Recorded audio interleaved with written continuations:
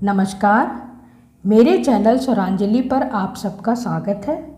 आइए देखते हैं डॉक्टर निरुपमा वर्मा जी का बेहद आकर्षक व जीवंत लाइव प्रोग्राम। पटल पर एक परंपरा रहती है कि सरस्वती वंदना या गणेश वंदना से कार्यक्रम साहित्य का प्रारंभ होता है। मैंने सरस्वती माँ को नहीं देखा, मैंने किसी देवी को नहीं देखा, लेकिन मेरे जीवन में दो माएँ हैं।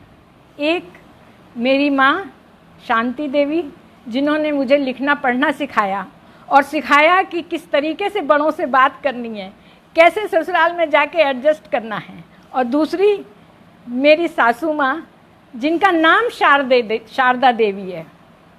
उन्होंने मुझे जीवन की कठिनाइयों में किस तरीके से हंस के आगे बढ़ना है वो सिखाया। तो आज पटल पे मैं उन्हीं दो देवियों की चरण वंदना प्रस्तुत करती हूँ। माँ तेरे चरणों में मेरी श्रद्धा असीम, माँ तेरे चरणों में मेरी श्रद्धा असीम, आदर अथोर। माँ तेरे चरणों में मेरी श्रद्धा असीम, आदर अथोर। सब देव देवियाँ एक ओर, ऐ माँ मेरी तू एक ओर। मिल जाती है वह सिद्धि मुझे, ऋषि मुनि तप से जो ना पा सके। मिल जाती है सिद्धि मुझे, ऋषि मुनि तप से ना पा सके। माँ मैं पद पूज रही तेरे तुम्हारे, मुझको भव भीति सता न सके। हे माँ शांति, हे पूज्य माँ शारदे, तुम्हारी रहे मुझ पर कृपा कोर। सब देव देवियाँ एक ओर, और ऐ माँ मेरी तू एक ओर, और ऐ माँ मेरी तू एक ओर। माँ का पड़ला सब देवी देवताओं से भारी होता है। मैं बहुत बड़ी लेखिका नहीं हूँ, सो शब्दों से खेलना मुझे नहीं आता, पर सराहना जरूर आता है। मैं पाठिका बहुत अच्छी हूँ और श्रोता भी बहुत अच्छी हूँ, लेकिन ज़िंदगी की छोटी छोटी खुशियों में, छोटी छोटी चीज़ों में मुझे खुशियाँ तलाशना आता है। जैसे बच्चों की मासूम किलकारी में, फूलों की खुशबू में, प्रकृति की शांति में, रंग बिरंगी तितलियों में, हवा में उड़ते गुब्बारे, बारिश की बूंदें, मिट्टी की सौंधी सी महक, ये सब बरबस मुझे अपनी ओर खींच लेती हैं। और मेरी साहित्यिक यात्रा इसलिए बहुत छोटी है, बिल्कुल पैसेंजर ट्रेन की तरह। जैसे पैसेंजर ट्रेन में हर स्टेशन बोलते ना रुक रुक रुक, वही मेरी जिंदगी में आता रहा, रुक रुक रुक। जब मेरे सास ससुर को पक्षाघात हुआ और बिस्तर पर वो सीमित हो गए, तो मेरे सामने दो विकल्प थे। या तो मैं उनकी सेवा करती या मैं अपनी लेखनी चलाती। और मैंने अपनी रचनाकार की लेखनी अलमारी में बंद कर दी और तब से परिवार और समाज की सेवा में लग गई। पिछले 2 साल से मैंने अपनी अलमारी खोली और वही पुरानी लेखनी निकाल ली और उससे मैंने मित्रता कर ली। उसी पर एक कविता मैं आपको सुना रही हूँ। बरसों बाद कर ली मित्रता, बरसों बाद कर ली मित्रता पुरानी अपनी लेखनी से। सरोबार हो गई थी वो मेरे दर्द की रोशनाई से। मैं अधूरा सा शेर कोई, वो खूबसूरत रुबाई सी। मेरा हौसला वो बन गई, ख्वाहिशें भी साथ लाई। अंधेरे में रोशनी बनकर कविता में रहबरी हो गई। मेरे अवगुण गुण को किसी कागज पे उकेरती, मेरे बदरंग सपनों को 7 रंग से सजा देती। मनोभावों को मेरे खूब समझती, शब्दों से उलझ जाती मेरे लिए। कभी कोख से जन्म देती शिशु सी कोमल रचना को, कुछ न कहूँ उससे, फिर भी सब सुन लेती है। रोज नई, मेरी हर खामोशी पर रोज नई गजल लिखती है। तूलिका ये मेरे अंतस चेतना की है। तो ये है मेरी पुरानी मित्र, मेरी पुरानी लेखिका, जिसकी बदौलत आज मैं आप लोगों के समक्ष आई हूँ। नमस्कार। अब एक बात मैं और देखती हूँ, जब मैं हिंदी साहित्य बीए में थी तब मुझे हमेशा ऐसा लगता था कि अक्षर और मात्रा में वही संबंध है जो एक स्त्री और पुरुष में है। ऐसा शायद मैं सोचती थी, और जो मैं सोचती थी वो मैंने लिखा है, उसको सुनिएगा और जांचिएगा कि क्या जो मैंने लिखा है वो सही है या नहीं है। क्योंकि मैं बहुत प्रकांड पंडित नहीं हूँ।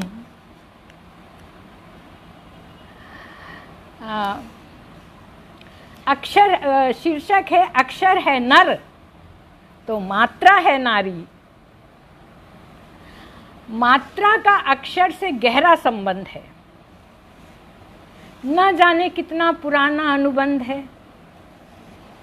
मात्रा ना होती अक्षर दीप न जलते, छंद अलंकार और चौपाई न बनते, वेद गीता और पुराण कैसे रचते। न होती मात्रा तो राम राम ना होते। भाव की निशा में गर अक्षर चमक है, चपला सी चंचलता मात्रा की दमक है। अंतस में छिपी जो मादक सुगंध है, शब्द पुंज की छटा में मात्रा ही गंध है। देखिएगा मात्रा और अक्षर का क्या संबंध है। सूरज की किरणों से जैसे ज्योति धरा को मिल जाती है, सूरज की किरणों से जैसे ज्योति धरा को मिल जाती है, मोहक मंद मात्रा मिलने से मानस बगिया खिल जाती है। मोहक मंद मात्रा मिलने से मानस बगिया खिल जाती है। मेरी बगिया ऐसी खिली रहती है।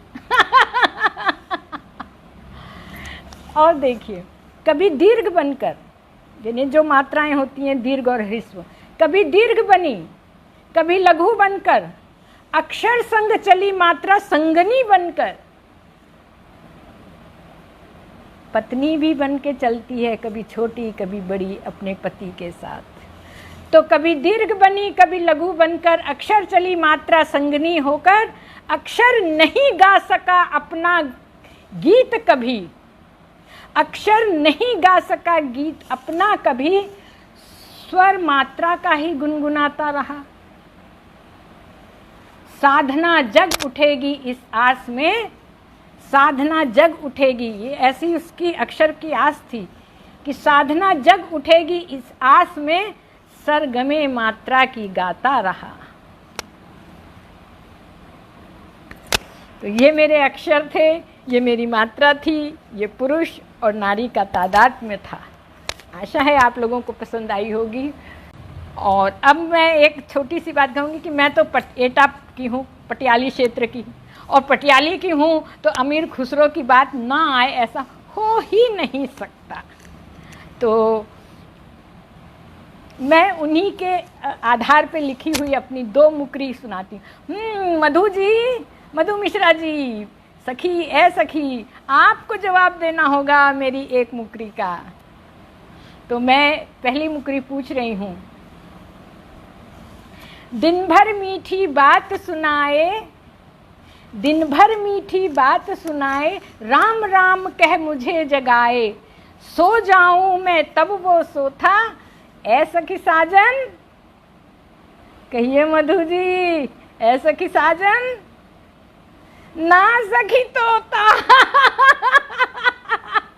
ये मुकरी होती ऐसी है, दो सखियां आपस में बात करती हैं, जिसमें कहते हैं कि एक सखी पूछती दूसरे सखी से, और वो इस तरीके से बात करती है कि उसको, उसकी सखी को लगता है कि वो साजन की बात कर रही है, लेकिन वो मुकर जाती है।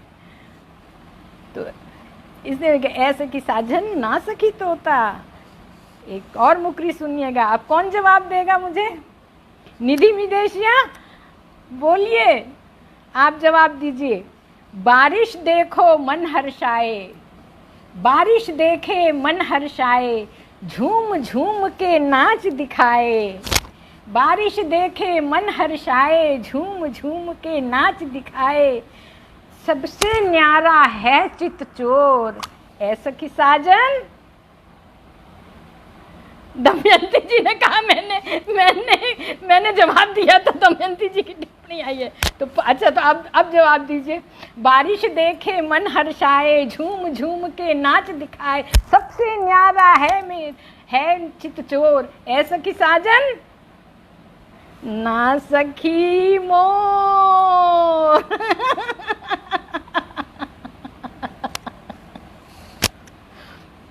जिंदगी में कभी कभी ऐसे छोटे छोटे पहेलियाँ पूछ के आपस में बात करके हंस लेना चाहिए। बहुत से कष्ट होते हैं ज़िंदगी में, हंसने के मौके बहुत कम मिलते हैं। और मैं ऐसे कोई मौका नहीं छोड़ती हूँ जिसमें मैं हंसूँ। और हाँ, निधि मिश्री ने कह दिया है ना सखी मोर। जानती हैं, हिंदी साहित्य की हैं वो, बहुत अच्छा लिखती हैं, मुझसे भी ज़्यादा अच्छा लिखती हैं वो, इसलिए वो जानती हैं। और संवर जी, आपका बहुत बहुत शुक्रिया। सब लोगों ने मेरे को जवाब दे दिया कि ना सखी मोर, ये गलत बात है, ये गलत बात है। मुझे जवाब देना था आपको। खैर, जब मैं अपने सामाजिक कार्य की तरफ के लिए जब मैं गांव में जाती हूँ तो मैं अक्सर कुछ तकलीफ़ें देखती हूँ मैं लोगों की, और मैं उन तकलीफ़ों से जुड़ती हूँ। तो जब सड़क बन रही थी, मैंने एक छोटी बच्ची को देखा था, जिसको आप कह सकते हैं श्रमिक बालिका। देखिएगा, एक छोटी सी श्रमिक बालिका नाम से मैं एक कविता बोलती हूँ। जिस बच्ची को मैंने देखा है उस बच्ची का है। मुझे नहीं मालूम, मेरे लिए कविता कोई रस छंद अलंकार गीत शब्दों का संयोजन नहीं है। मेरे लिए कविता क्या है पता है? मेरे लिए कविता है कि अगर किसी के आँख में आंसू छलके तो वो मेरी आँख से ढलके। अगर किसी के आँख में आंसू छलके तो वो मेरी आँख से ढलके। मेरे लिए वो है कविता। तो एक श्रमिक बालिका को देख के मैंने एक कविता लिखी है। झोपड़ी की बिटिया बड़ी हो रही है, झोपड़ी की बिटिया बड़ी हो रही है, किसी सार्थक दिशा में नहीं। बढ़ना उसका प्रस्तावित नहीं है, वो बड़ी होने के लिए बड़ी हो रही है, वो बड़ी होने के लिए बड़ी हो रही है। सुनहरे सपने नहीं हैं उसकी आंखों में, खालीपन और निराशा है। अश्कों में सूरज को चुनती, अश्कों में सूरज को चुनती, मरघट के सन्नाटों में अघोरी की तरह, मरघट के सन्नाटों में अघोरी की तरह। उसके हाथों में होते झूठे बर्तन किसी के, उसके हाथों में होते झूठे बर्तन किसी के।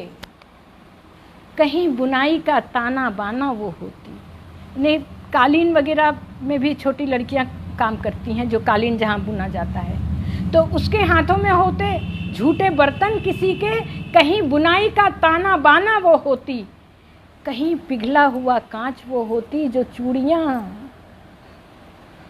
चूड़ियाँ हमने पहनी हैं, उन चूड़ियों में वो कांच की तरह वो कांच की तरह पिघलती है। वो कांच के कारखानों में काम करती है। तो कहीं पिघला हुआ कांच होती, कहीं झुलसा कर बचपन और मनोरंजन का साज होती। कहीं झुलसा कर बचपन मनोरंजन का साज होती। वो सारा दिन मजदूरी करके और फिर कांख में छुटके को लिए, छुटके यानी छोटे भाई को छुटका कहते हैं, कांख यानी गोद में। तो सारा दिन मजदूरी करके फिर कांख में छुटके को लिए, सिर पर ईंधन का बोझ ढोए, शाम को घर पर भात रांधती। भात रांधती हमारे छत्तीसगढ़ में चावल को पकाने को कहते हैं भात रांधना। तो सारा दिन मजदूरी करके फिर कांख में छुटके को लिए, सिर पर ईंधन का बोझ ढोए, शाम को घर पर भात रांधती। वेदना की अवर्णित व्याख्या होती। ये श्रमिक बालिका है। फटे दुपट्टा में छुपाती है बार बार, फटे दुपट्टे में छुपाती है बार बार, फिर भी वक्ष स्थल की खुली अस्थियां वहशी आंखों में घुस घुस कर चुभती, फिर भी वक्ष स्थल की खुली अस्थियां वहशी आंखों में घुस घुस कर चुभती।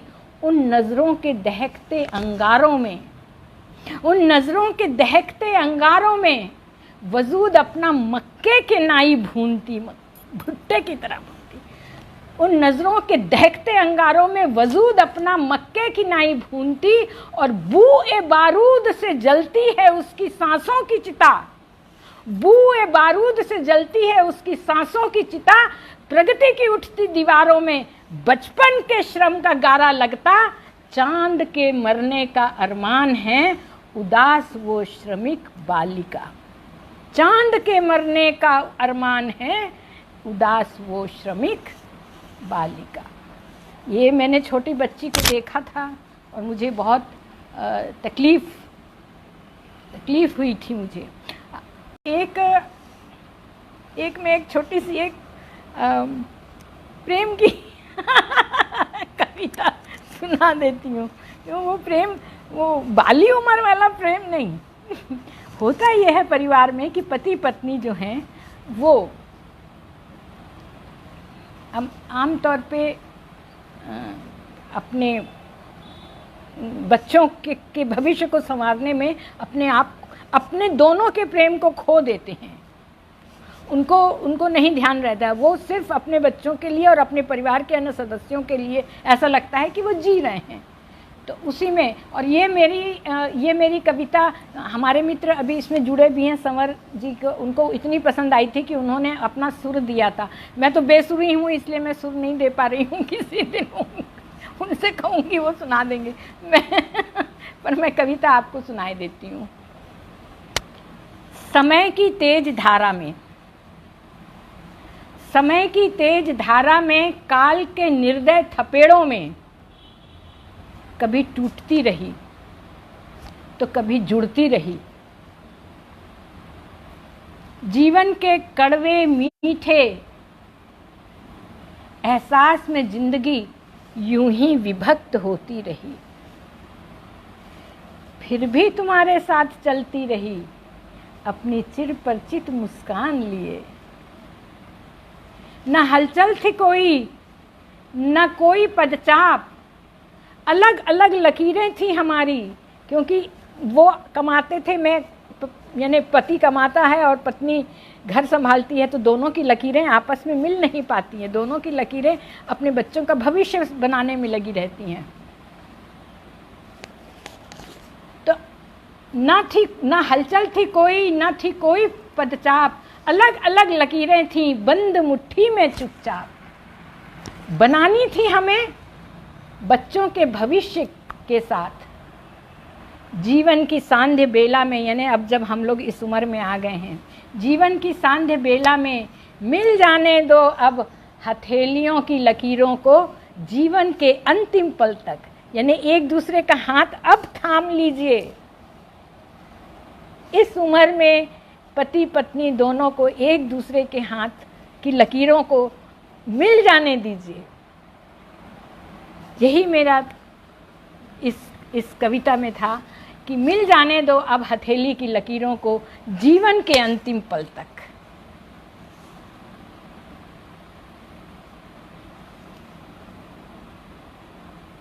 और मैं गज़ल नहीं लिखती हूँ, मैं कविता पता नहीं, पर मैं, क्योंकि मैंने ज़्यादातर सामाजिक कार्य में मैं गई हूँ। मैं एक बार गांव गई थी तो वहाँ पे एक किसान ने आत्महत्या कर ली थी, और मैं उसके घर गई जब, तो उन्होंने, उसकी लड़की ने मुझे वो पेड़ दिखाया जिस पेड़ पे उनके पिताजी ने आत्महत्या की थी। और किसान की आत्महत्या के ऊपर, किसान की मृत्यु के ऊपर, मजदूरों की तकलीफ़ों के ऊपर सब ने लिखा है, लेकिन जब मैं वो पेड़ उस बच्ची के साथ देखने गई तो मुझे ऐसा लगा जैसे वो पेड़ मुझसे कुछ कह रहा है, और जो उस पेड़ ने मुझसे कुछ कहा वो मैं आपको सुनाती हूँ कि उस पेड़ ने मुझसे क्या कहा। उस पेड़ ने, किसान और पेड़ नाम से मैंने ये शीर्षक से उस कविता लिखी थी। इसे कहानी, उस पेड़ ने कहा, इसे कहानी कहो, व्यथा कहो या कहो त्रासदी। इसे कहानी कहो, व्यथा कहो या कहो त्रासदी, शब्दों के हेर फेर से बदलती नहीं हकीकत की सदी। मैं एक पेड़ हूं। संजीव वर्मा सलील जी, आपका बहुत बहुत नमस्कार। आपने यहाँ मुझे प्रोत्साहन के लिए आप आए, बहुत अच्छा लगा मुझे। तो उस पेड़ ने जो मुझसे कहा कि इसे कहानी कहो, व्यथा कहो या कहो त्रासदी, शब्दों के हेर फेर से बदलती नहीं हकीकत की सदी। मैं एक पेड़ हूँ। अल्पना सिंह जी प्रणाम, केपी चौहान सिंह जी प्रणाम। मैं एक पेड़ हूँ, पाखर का पेड़। यहाँ पर पाखर का पेड़ जैसे पीपल के होते हैं, यहाँ पे एटा में पाखर का पेड़ काफ़ी घना माना जाता है। तो मैं एक पेड़ हूँ, पाखर का पेड़। उस किसान ने खेत की मेड़ पर मुझे लगाया था। वो रोज आकर मुझे देखता था, पानी से सींचता था। बड़ा होने पर मेरी ही छांव तले वो थकन अपनी मिटाता था। मैं और वो किसान दोनों साथ बड़े हो रहे थे। उसकी पत्नी खाना लिए बच्चों के साथ आती। बेटा मेरी डाली पर चढ़कर झूला लगाता। आज मैं बूढ़ा हो गया हूं। साल अच्छे और बुरे दोनों देखे हैं मैंने, लेकिन गुजारा हो जाता था। इस बार फसल बहुत अच्छी हुई थी, किंतु कल की किसे खबर थी। बिन मौसम बारिश आ गई, साथ में ओले ले आई। लहलहाती फसल देखते ही देखते बर्बाद हो गई। किसान आता था, खेत में चक्कर लगाता था, तकदीर पर आंसू बहाता था। मेरे ही छांव में बैठो घंटों आंसू बहाता था। आज भोर होते ही वो आया। बैल के गले से रस्सी छुड़ाई और मेरे सीने से लगकर ऊपर चढ़ गया। ये पेड़ कहता है मेरे ही सीने से लगकर ऊपर चढ़ा और मेरी ही बाहों पे लटक गया। उसके सीने की सुनी थी मैंने धड़कन और देखी अंतिम सांस की तड़पन भी। मैं कुछ न कर सका। अपने किसान पुत्र की खुदकुशी का बोझ महसूस करता रहा। सुनता नहीं बिनती कोई उस किसान की, लेकिन मेरी तो एक अरज सुन लीजो। काट के टुकड़े कर दो मेरे और जला दो मेरे किसान के साथ। बूढ़ा हो चुका हूं मैं, अब नहीं उठा पाता मौत की रस्सी का बोझ। अब नहीं उठा पाता मौत की रस्सी का बोझ। अब इसलिए वो कहता है मुझे भी काट के किसानों के साथ जला दो, मत रखो मुझे। ये मैंने उनके उस किसान के यहाँ जब मैं गई थी तब मैंने देखा था और मुझे, लेकिन जो मेरे दिल में है वो मैं रख रही हूँ। जो मुझे हमेशा यही भी लगा है कि अगर किसी के पैर में छाले हो भी जाएं, किसी के हाथ में, मजदूर के हाथ में छाले हो जाएं, किसी किसान के पैरों में छाले हो जाएं, तो उन छालों में उनका आँख का पानी न पहुँचे। बस तो मैं उन्हीं लोगों के बीच में मैं जीती हूँ। एक सार छंद मैं आपको सुनाती हूँ। वैसे छंद के मामले में मैं बहुत होशियार नहीं हूँ। मैंने बहुत पहले आशीर्वाद फिल्म देखी थी अशोक कुमार जी की, उसमें उनके मुंह से सुना था, तो वो मैं आपको सुनाती हूँ। ये सार छंद होता है, उसमें छन पकैया टेक की तरह लिया जाता है और बाकी सब दोहे की तरह बोला जाता है। तो पता नहीं मैं सफल हो पाई होंगी या नहीं, पर मैं आपको सुना देती हूँ। अगर कहीं कोई गलत हो तो आप लोग मुझे सिखा दीजिएगा। तो छन पकैया छन पकैया, छन पकैया छन पकैया, अब काहे का रोना, किया दोहन जब प्रकृति का तब आया कोरोना। छन पकैया नेता खाए चारा, माता गैया करे जुगाली, खा बैनर का नारा। बैनर लगा देते हैं ना, गौ रक्षा कीजिए, गाय को गाय हमारी माता है, ये बैनर लगा देते हैं। तो चारा तो सब खा गए, गौशाला वाले भी और नेता भी सब खा गए, तो बेचारी गाय के हिस्से में क्या आया? वो बैनर कागज का, वही खा के जुगाली कर रही है। तो छन पकैया नेता खाए चारा, माता गैया करे जुगाली, खा बैनर का नारा। छन पकैया कौवा गाए गाना। ये आज के वातावरण को देखिए आप। छन पकैया कौवा गाए गाना, सहमी सी चुपचाप कोयलें, सहमी सी चुपचाप कोयलें, गाती नहीं तराना, गाती नहीं तराना। मुझे नहीं मालूम मैं कैसा कर रही हूँ, पर आप लोग मुझे इतना प्रोत्साहित कर रहे हैं तो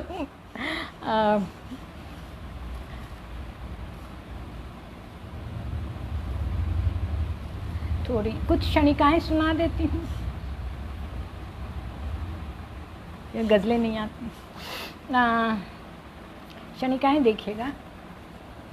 ऐसी हो गई भावना हमारी, ऐसी हो गई भावना हमारी, हंस दिए वहाँ जहाँ रोना था।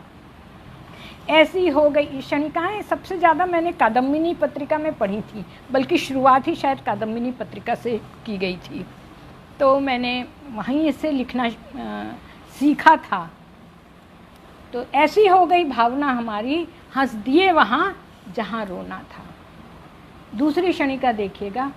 विश्वास डांवाडोल डिगता ही रहा, विश्वास डांवाडोल डिगता ही रहा, जीवन का गणित उल्टा ही रहा, जीवन का गणित उल्टा ही रहा। और तीसरी क्षणिका है।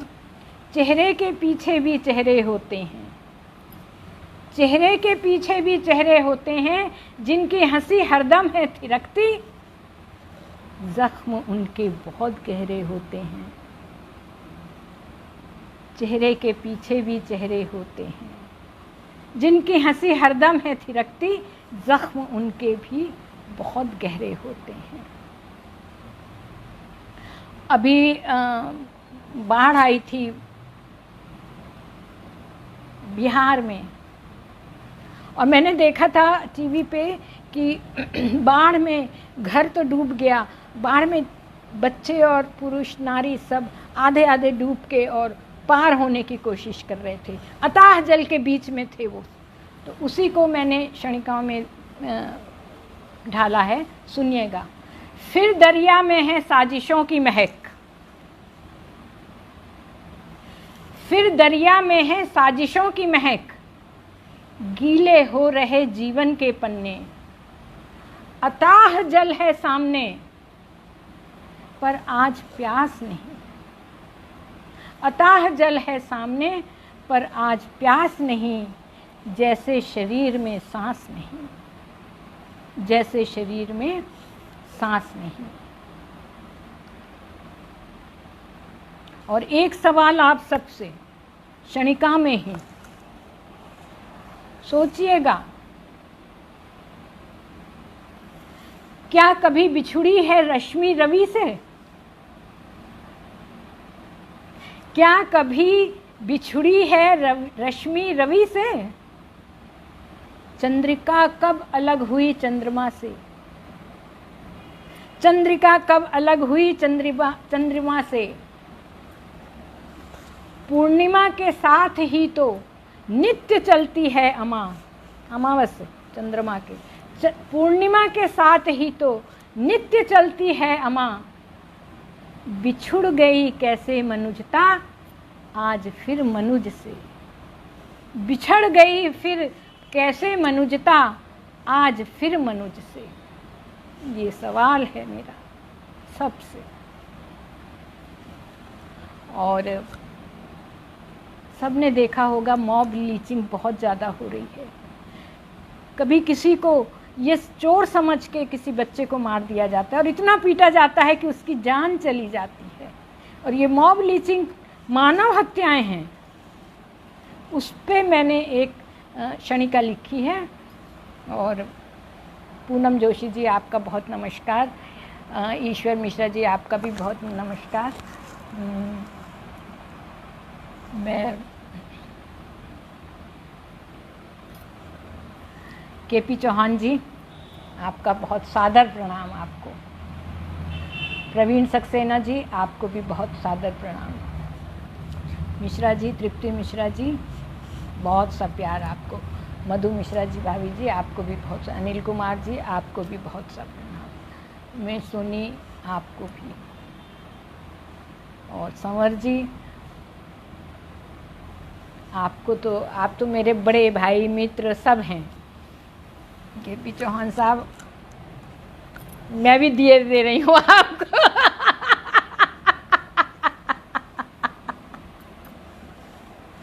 तो एक आखिरी क्षणिका सुनिएगा, उसी पे मॉब लीचिंग पे। जानवरों का शिकार कानून का प्रतिबंध है, यानी कानून में जानवरों का शिकार प्रतिबंध है। जानवरों का शिकार कानून का प्रतिबंध है। आदमी का शिकार रुके या नहीं, इस पर अभी द्वंद्व है। कोई कानून ऐसा नहीं बन पाया अभी तक।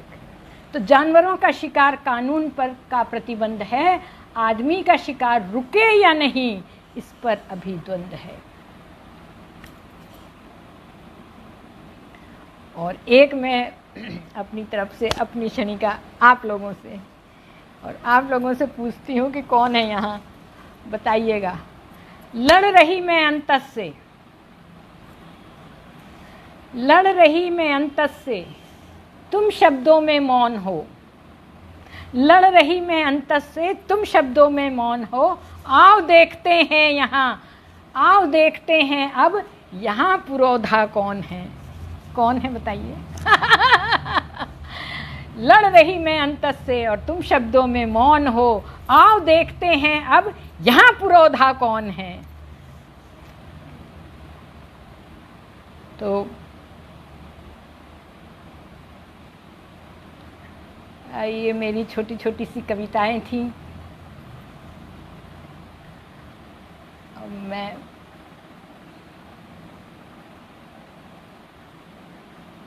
एक मैं और सुनाती हूँ, एक प्रेम सांध्य जीवन का। अभी तो टाइम है थोड़ा। सांध्य जीवन का प्रेम, मैंने कहा ना बाली उम्र वाला प्रेम नहीं, सांध्य जीवन का, जो हम लोगों की उम्र वाला। सुनिएगा, प्रेम सांध्य जीवन का। शीर्षक है रात अभी बाकी है। रात अभी बाकी है। रात यह पूरी बीती नहीं, रात ये पूरी बीती नहीं, पौ फटना अभी बाकी है। रात ये पूरी बीती नहीं, पौ फटना अभी बाकी है। झुर्रियों ने दे दी दस्तक, जवानी तो अभी बाकी है। झुर्रियों ने भले ही दस्तक दे दी है, लेकिन जवानी तो अभी बाकी है। तो रात यह पूरी बीती नहीं, पौ फटना अभी बाकी है। झुर्रियों ने दे दी दस्तक, जवानी तो अभी बाकी है।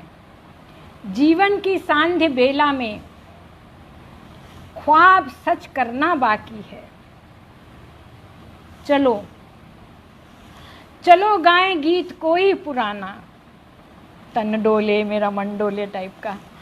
चलो गाएं गीत कोई पुराना, सरगम की लय अभी बाकी है। लिख के मेरा नाम हथेली पर, लिख के मेरा नाम हथेली पर, चूम लेने की अदा अभी बाकी है। देखिए कितनी सारी ख्वाहिशें जवानी में हुआ करती थी, वो सब बाकी रह गई थी। तो लिख के नाम मेरा हथेली में, चूम लेने की अदा अभी बाकी है। रिश्तों से बंध फर्ज में डूबी थी, हाथों में लेकर हाथ मेरा, अंगड़ाई लेना बाकी है। हाथों में हाथ लेकर मेरा अंगड़ाई लेना बाकी है, और चांदनी से धवल केशों में प्रिय गुलाब टांकना बाकी है।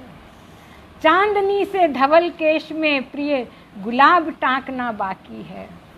पायल पहनूं महावर रचे पाँव में, पायल पहनूं महावर रचे पाँव में, समेट लेना अपने प्यार की छाँव में, समेट लेना अपने प्यार की छाँव में, क्योंकि रात ये पूरी बीती नहीं और पाँव फटना अभी बाकी है।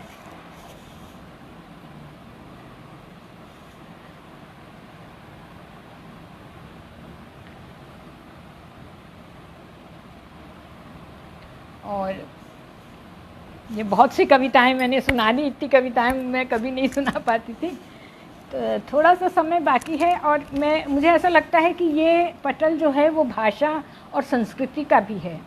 तो क्या मैं थोड़ी सी बात अपने संस्कृति या जो गणपति जी के ऊपर मैं कुछ बातें कहना चाहती हूँ, अगर आप सबकी इजाज़त हो तो।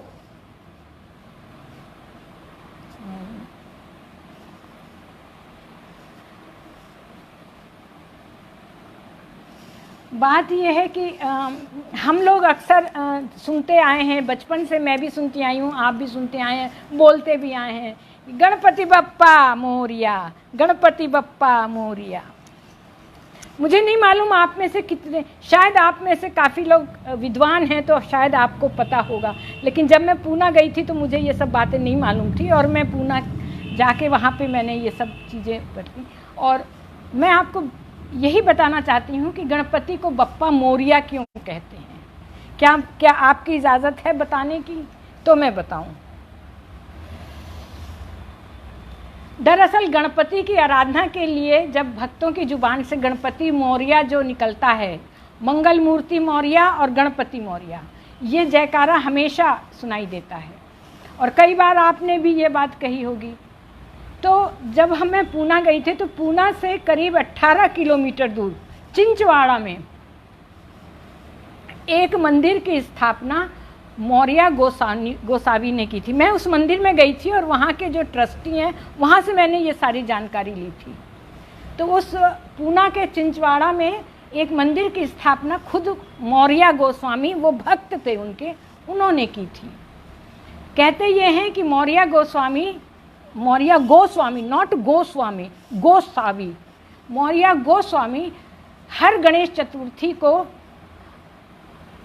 चिंचवाड़ा से पैदल चल के 95 किलोमीटर दूर मयूरेश्वर मंदिर में भगवान गणेश के दर्शन करने जाते थे।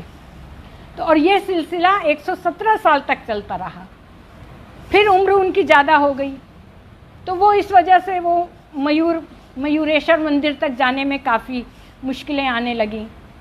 तो उनको एक दिन सपने में गणपति मयूरेश्वर भगवान ने उनको दर्शन दे के ये कहा कि जब तुम कुंड में नहा के आओगे तब तुम मुझे वहाँ पाओगे।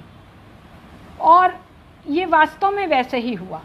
जब वो उस कुंड से नहा के निकले तो उनके हाथ में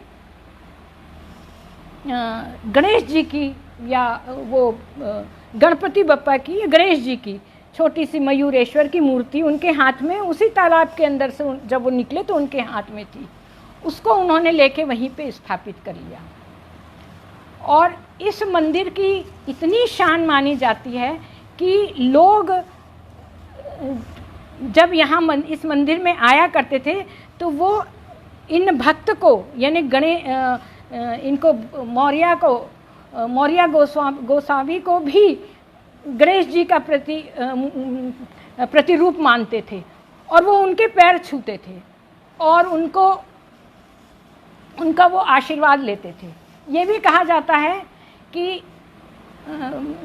इनका जो जन्म हुआ था वो भगवान गणेश की कृपा से ही हुआ था। इनकी माँ, इनके पिता बावन भट्ट थे और माँ पार्वती बाई की भक्ति से खुश होकर भगवान ने कहा था कि मैं खुद पुत्र के रूप में तुम्हारे यहाँ जन्म लूँगा। और ये जो गणपति ये जो मौर्य गोस्वामी थे, ये वही गणेश जी के अवतार माने जाते हैं। और अष्टविनायक की जो शुरुआत होती है, अष्टविनायक यानी 8 गणपति, ये महाराष्ट्र के अलग अलग क्षेत्रों में हैं। तो 8 गणपति की जो शुरुआत होती है वो इसी मयूरेश्वर मंदिर से होती है और अंत भी यहीं से होता है। कहते हैं कि इन 8 गणपति के दर्शन के बाद ही किसी की मनोकामना पूरी होती है। एक बार की बात है, एक बार वहाँ पे जो ट्रस्टी थे उन्होंने मुझे बताया कि एक बार वो तब मंदिर नहीं बना था, वो ऐसे ही पेड़ के नीचे बैठकर अपने मयूरेश्वर गणपति को बहुत याद कर रहे थे, तो वहाँ बाढ़ आ गई। तो उन्होंने कहा कि अब क्या किया जाए। तो उन्होंने जो गणपति भगवान थे उन्होंने कहा कि नहीं, तुम यहीं पे अपनी मूर्ति स्थापित करो, यहीं मंदिर बनाओ और लोग यहीं आएंगे मेरे दर्शन करने और तुम्हारे लिए भी। तो इस तरीके से वो मंदिर, और जब लोग आते थे तो जो मौर्य गोस्वामी हैं उनके भी पैर छूते थे, उनसे भी आशीर्वाद लेते थे। और उन्होंने गणपति को मौर्य कहना शुरू, क्योंकि गणपति बिना मौर्य के तो माने ही नहीं गए, क्योंकि मौर्य और गणेश जी तो एक हो गए, तो गणपति मौर्य के बिना मारे नहीं गए। और जब कोई भक्त उनके पैर छूता था, उनसे आशीर्वाद लेता था, तो वो मौर्य जी कहते थे मंगल मूर्ति, यही है वो मंगल मूर्ति कहते थे। और इस तरह शुरुआत हुई मंगल मूर्ति मौर्य की। ये मैं जब पूना गई थी तब मैं वहाँ जाके चिंचवाड़ा गई थी और मैंने ये सारी जानकारी लाई और आज मैं आपसे शेयर कर रही हूँ। पता नहीं बहुतों को शायद मालूम भी होगा, अगर मालूम है तो भी और नहीं मालूम है तो भी बोल दीजिए गणपति बप्पा मोरिया। और मुझे बहुत अच्छा लग रहा है सच में। नीरव जी मेरे मित्रवत भी हैं, जैसे द्रौपदी और कृष्ण का सखा भाव था ना, वो सखा भी थे, वो भाई भी थे, वो सखा भी थे। मेरा उनके साथ ऐसे ही संबंध है। और जबकि मैंने फिर बता रही हूँ कि मैं उनके साथ कभी नहीं मिली, वरना मैं और आप सब लोग भी इतना मुझे आशीर्वाद दे रहे हैं, इतना मुझे प्रोत्साहित कर रहे हैं, तो आज मुझे ऐसा लग रहा है कि एक छोटा सा दिया जो ज़मीन पर था, जो ज़मीन के आसपास रोशनी कर रहा था, आज पंडित सुरेश नीरव जी ने इस पटल पर और आप सब लोगों ने वो आकाश दीप जो हम दिवाली पे ऊपर टांगते हैं और दिया ऊपर रख देते हैं, मुझे वो आकाश दीप बना दिया जहाँ पे मैं पूरे मंडल को रोशनी दे सकूं। तो इस नन्हे से दीपक के लिए जो आप लोगों ने किया, मैं उसकी बहुत बहुत मैं शुक्रगुजार हूँ। और ये बहुत बड़ा काम होता है कि किसी नए लोगों को अपने पटल पे जगह देना। मैंने कहा ना कि बहुत से लोग तो ऐसे होते हैं जो दौड़ते हैं, दौड़ते दौड़ते लोगों को खींचते हैं, खुद दौड़ते हैं और दौड़ते दौड़ते दूसरों को और खींचने लगते हैं। लेकिन ये वो पटल है जो हम जैसे डगमगाते हुए चलने वाले लोगों को भी कहता है कि लो, उंगली हम पकड़े हैं, सहारा हम दे रहे हैं, तुम दौड़ तो लगाओ, तुम हिम्मत तो करो। तो मुझे आप लोगों ने दौड़ना सिखा दिया। मैं कहाँ थी और कहाँ से कहाँ पहुँचा दिया। और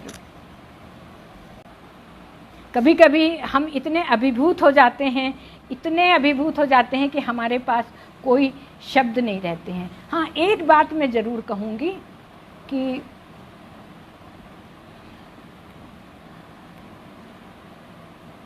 जब मैं मेरे पास आम तौर पे कितना अभी, अच्छा अभी ना जाओ छोड़ के कि दिल अभी भरा नहीं।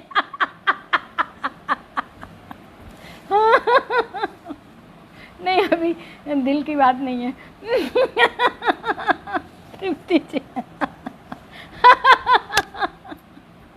तो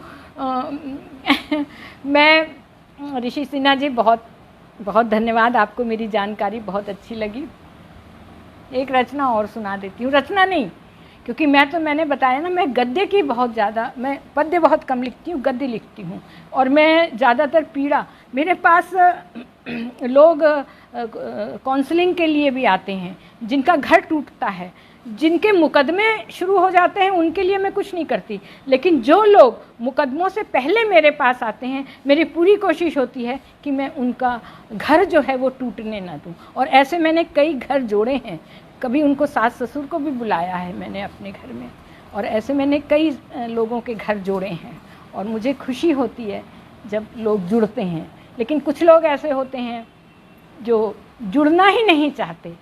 तो एक मैंने छोटा सा लेख लिखा था, वो मैं आपको बता देती हूँ। उससे बहुतों की बात यह है कि जब मैं जैसे एक मैंने अभी पोस्ट डाली थी फेसबुक पे अपने दोनों पिता की, मतलब अपने पिताजी की भी और अपने ससुर की भी। आज मैंने अपनी दोनों माताओं के लिए मैंने वंदना की, अपनी सास की भी। और तो ये मैं क्यों करती हूँ, या अपनी कोई बात मैं क्यों बताती हूँ? इसलिए नहीं कि मैं ये बताना चाहती हूँ कि मैं बहुत अच्छी बहू हूँ, जी नहीं। मैं ये बताना चाहती हूँ कि ऐसे भी आप लोग भी रह सकते हैं, ऐसे भी रहना चाहिए। ये एक उदाहरण पेश करती हूँ, मैं अपनी बात नहीं कहती। तो एक जो मेरे पास कई लोग आए, बहुत से तो वृद्ध माता पिता भी आए, और ऐसा नहीं है कि तकलीफ़ें सिर्फ लड़कियों को ही होती हों। तो एक लेख मैंने लिखा था, वो 5 मिनट में पूरा हो जाएगा, कि पुरुषों की पीड़ा। बहुत से हम लोग स्त्रियों की बातें तो बहुत कर लेते हैं। ये सच है कि सदियों से औरत को दोयम दर्जा दिया गया है, और उसने सहा भी बहुत है, कोई कम नहीं सहा है। पर आज स्थिति यह है कि पुरुष उसी दोयम दर्जे का शिकार होता जा रहा है। ये सच है।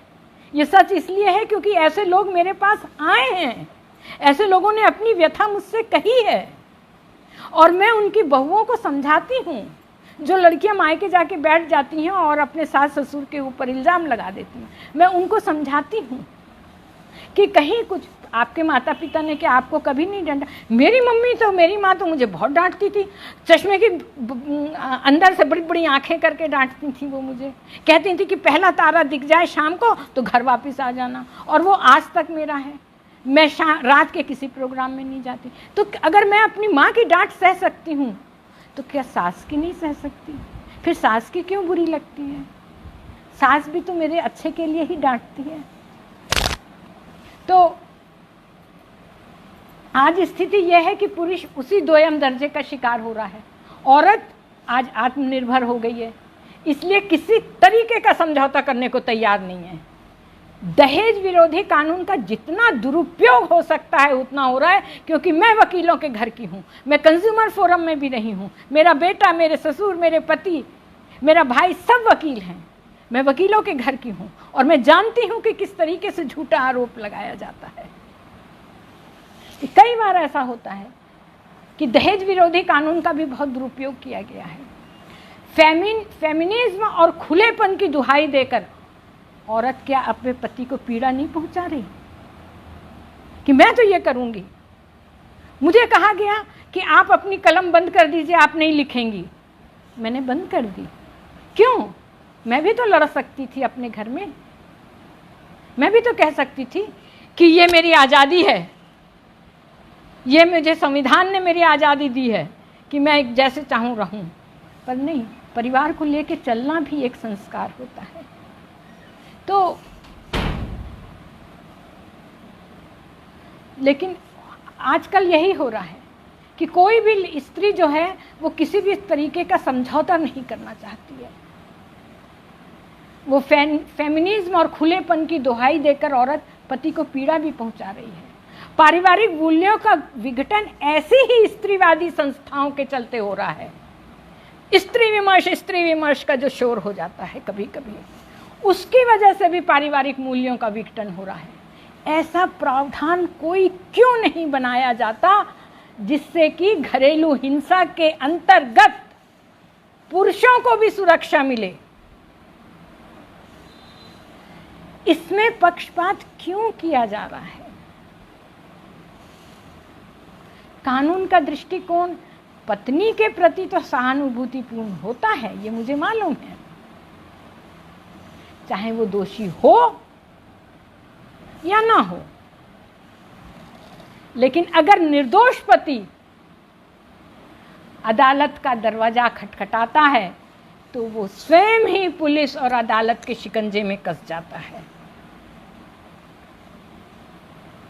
यह केवल सिक्के के एक पहलू को देखा गया है हमेशा इस समाज में, क्योंकि समाज आज तक पुराने मानदंडों पर चला आ रहा है।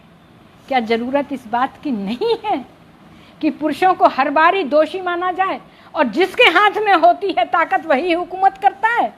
और इस सिद्धांत से ऊपर उठकर कानून एक बार पुरुष के दृष्टिकोण और पीड़ा को तो समझे।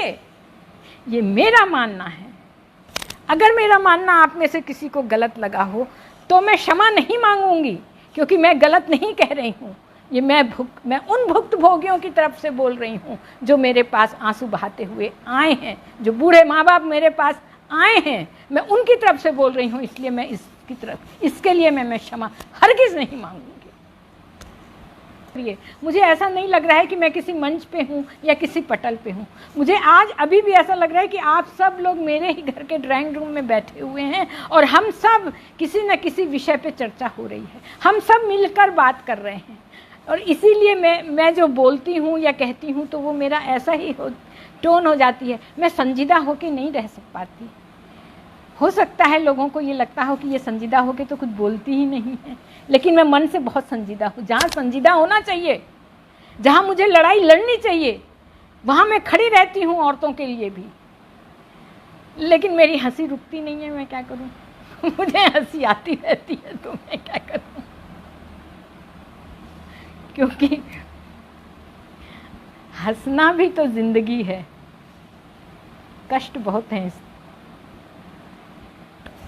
और मुझे ऐसा लग रहा है कि शायद वक्त हो चुका, ऐसा मुझे लग रहा है कि वक्त हो चुका।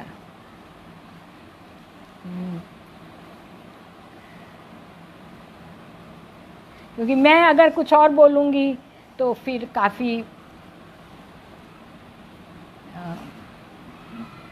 समय और निकल जाएगा।